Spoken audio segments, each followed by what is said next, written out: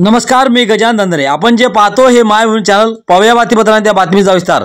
नगर परिषद निवडणुकीच्या पार्श्वभूमीवर गडचिरोलीत शिवसेनेमध्ये शिंदे सेनेचा जोरदार इन्कमिंग। आगामी होऊ घातलेल्या नगर परिषद 2025 ते 26 निवडणुकीच्या कोणाचे पारडे जाळ आणि कोणाचे हलके अशा हालचालीचा वेग असताना गडचिरोलीमध्ये शिवसेना शिंदे सेनेचा जोरदार इन्कमिंग पाहायला मिळत आहे। यामध्ये सर्वच पक्षाचे कार्यकर्ते ज्यांनी शिंदे सेनेची साथ घेत प्रवेश घेतला आहे।